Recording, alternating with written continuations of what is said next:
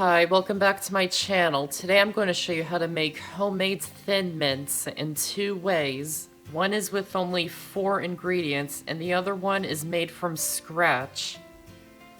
If you're new to my channel, welcome. Be sure to subscribe for new videos every Monday, Thursday, and Saturday. So let's get started. To make the 4 ingredient Thin Mints, you'll need something for the cookie part. Anything that will give it that crunchy texture will work, such as Ritz crackers, Oreo Thins, or normal Oreos without the filling. Again, anything that will give it that crunchy texture will work. All the flavor comes from the chocolate coating, which we will make next. Chop up the semi-sweet chocolate, or I'm using a mixture of milk and dark chocolate. Don't use chocolate chips because they're much thicker when they melt, which will give it too thick of a coating.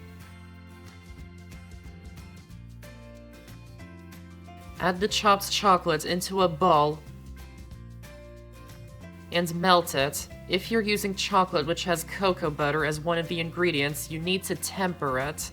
I have a video showing how to do that in 3 ways, and I'll link to it in the description box. If you don't temper it, it won't set hard while it's at room temperature. It sets very soft and melts easily, especially in your hands when you hold it. If the chocolate you're using doesn't contain cocoa butter, you don't have to temper it. You can just melt it and it sets fine. Once your chocolate is melted and tempered, add in the vegetable oil and peppermint extract, adding enough to taste. I started with a 1/4 teaspoon and ended up adding 2 teaspoons. Just add a little at a time until it reaches your desired taste. And mix it until it's combined. This chocolate coating is enough to make about 20 Thin Mints, so feel free to make more or less if you like. Dip the cookies or crackers into the chocolate coating, spoon more over it so it's covered. Scoop it out with a fork, tap off the excess, and place it onto a sheet of parchment paper and let it set.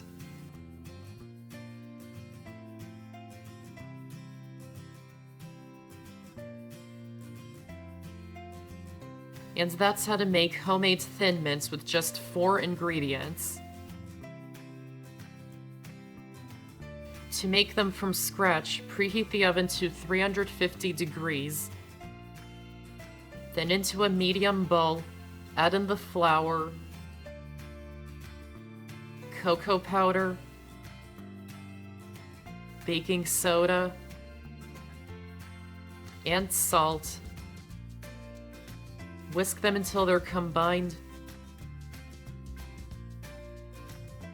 and set it aside for now. Then into a large bowl, add in the softened butter, and beat it with an electric mixer until it's smooth. Then add in the sugar, and beat it until it's well combined. Don't cream the mixture or it will add air, which will cause the cookies to rise and spread in the oven. Add in the dry ingredients a little at a time, mixing on low speed or by hand until combined or almost combined.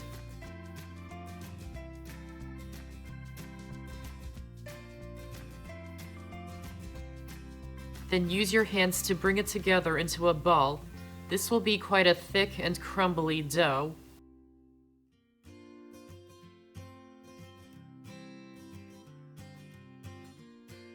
Place the dough onto a lightly floured work surface and roll it out until it's 1/4 to 1/8 of an inch thick.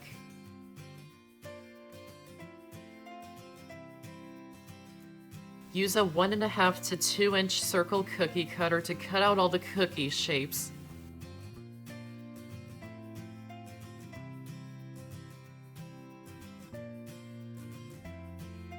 And place the cutout cookies onto an ungreased sheet pan. Use a thin metal spatula to lift them up if they're sticking to the counter.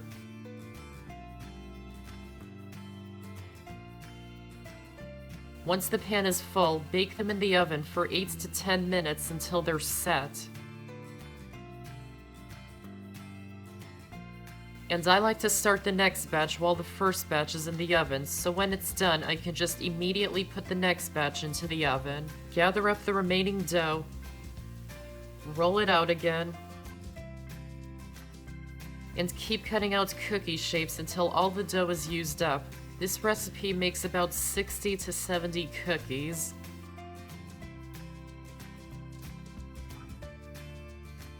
Once they're done baking, remove them from the oven and let them cool in the pan for 2 minutes. And transfer them to a cooling rack and let them cool completely.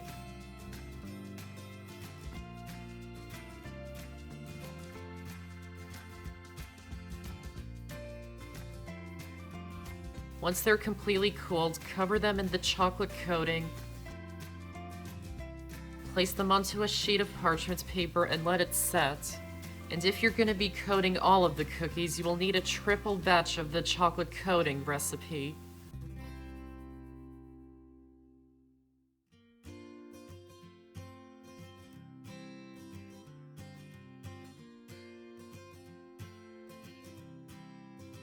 And that's homemade Thin Mints from scratch.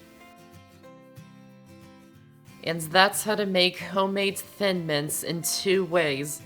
I hope you enjoyed this video, and if you did, give this video a like and check out my channel for many more videos and subscribe to my channel for more to come. Thanks for watching, and I'll see you next time.